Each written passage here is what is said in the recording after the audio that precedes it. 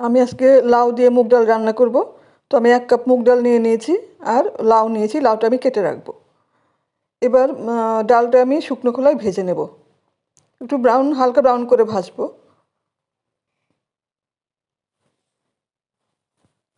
হয়ে গেছে। এবার জল গরম করে নেব।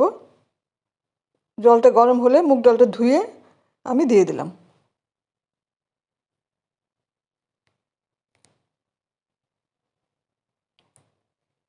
আমি পরিমাণ মতো নুন দিয়ে দিলাম।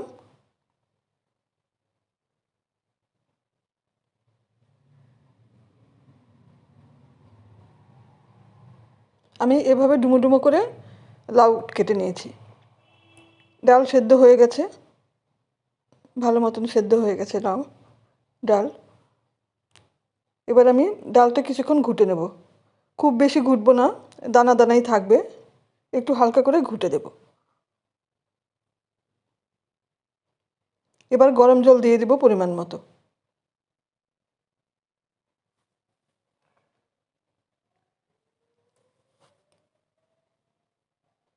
এবার লাউটা দিয়ে দিব, যাতে লাউটা সেদ্ধ হয়ে যায়। লাউটা সেদ্ধ হয়ে এসছে। আমি আরেকটু জল দিয়ে দিব, নাহলে বেশি ঘন হয়ে যাবে। এবার সম্বার দিয়ে দেব ডাল। তেল গরম করে নিলাম।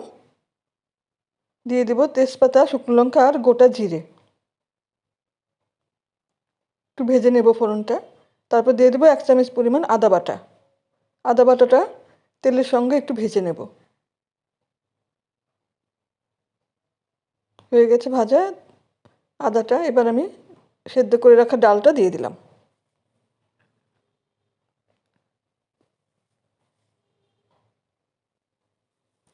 ডালটা ফুটে গেছে। এবার আমি হলুদ গুঁড়ো দিয়ে দিলাম পরিমাণ মতো।